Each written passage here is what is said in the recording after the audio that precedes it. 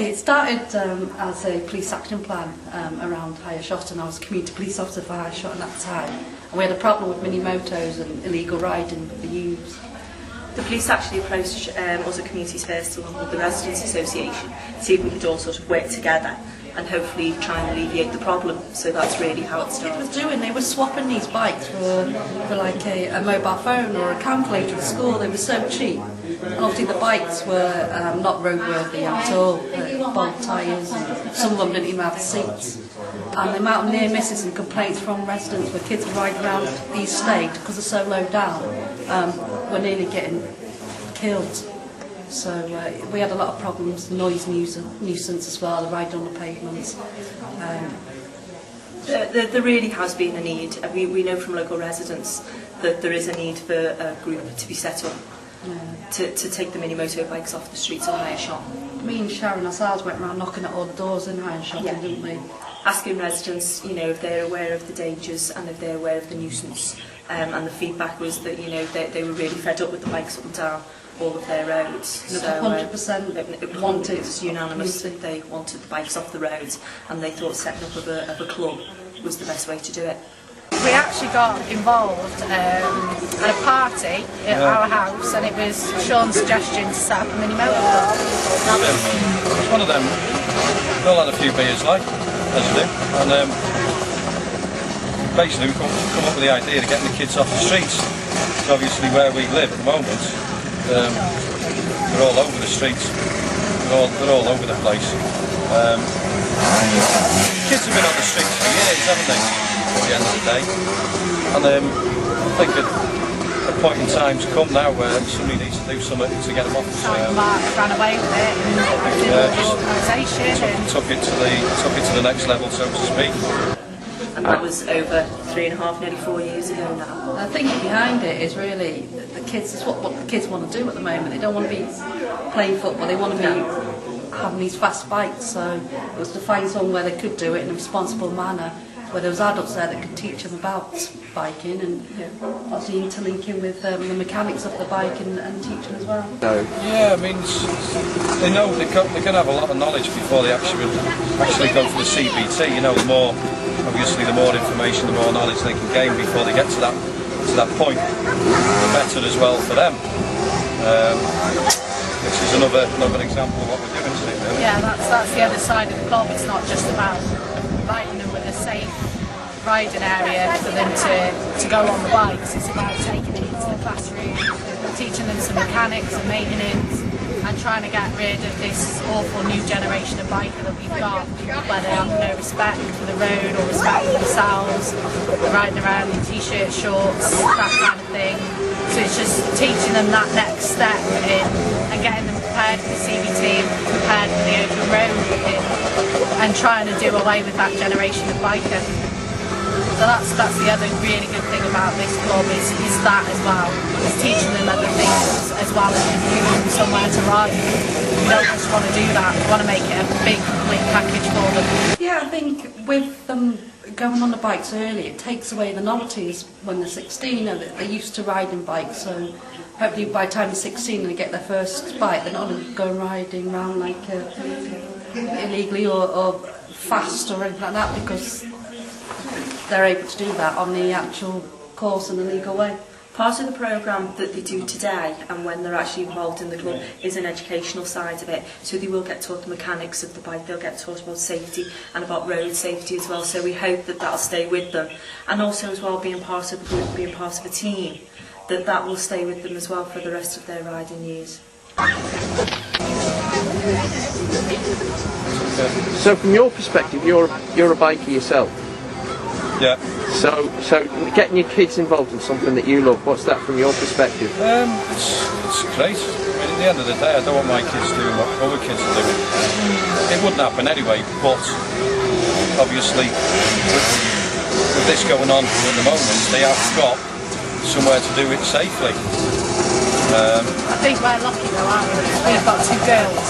Yeah. So, and they're not big bike enthusiasts themselves, and they weren't until, our youngest is one of the demo riders here today, and she has now become a complete and utter bike enthusiast through the club.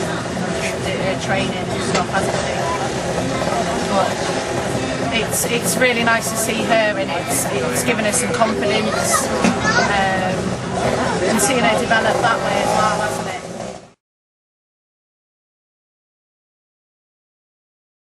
Yeah, the weather is supposed to be sunny all day. We are expecting slight breeze, so please be careful of that. We need to make sure no children and any parents go down to that area.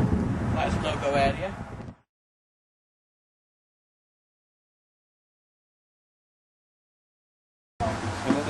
Which one is it? Okay, where's the black one coming? Red one, what does that mean? Stop immediately.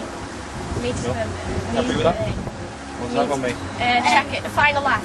Got knee protectors on, so if you come off, your knees are nice and safe and you're not going to get hurt. Same with your elbows and your hands. And obviously before you ride, what are you going to put on? Helmet. Thank you. You have to go get it. No, not yet, because you're not riding yet. Right, so we're going on the track, anti-clockwise today, yeah? Which is that way.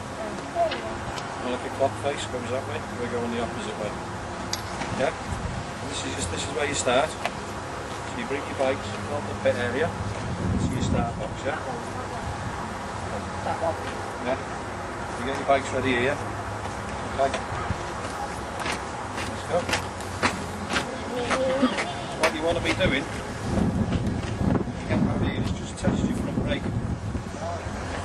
Yeah? Just pull it in very, very slightly, just to make sure it's working before you get into the first corner. The last thing you want is the brake's not working. If you realise they're not working there, you've got a chance to stop, you see. Yeah?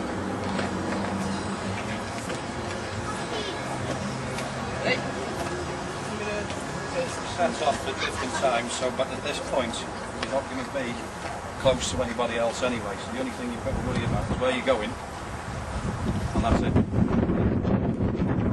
Some paint cars here, which you can obviously see.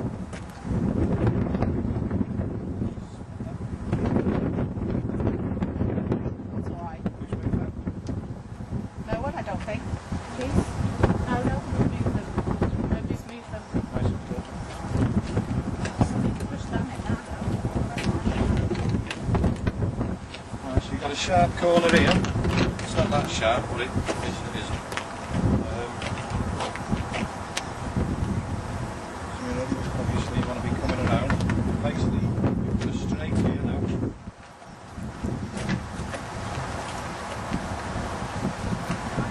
You get to this sort of middle point, you've got a chance to check where everybody else is. So from this point here, if you need to know where anyone is, do it in this straight part. But you don't need to be looking behind you in any of the bends or any of the corners, because you're just going to throw yourself off. This is a quite safe area. You'll be going straight. You can go at what speed you feel you can go at, and obviously you've got time to see where anybody else is on the track. So at this point, you should know where everybody else is, because obviously there's only 3 of you. Yeah? What will happen? The checkered flag will be here. So once you do see this checkered flag, it means you come into the pits, which are basically straight in front of you. As soon as you see this flag come out, just test your brakes again and make sure it's still working.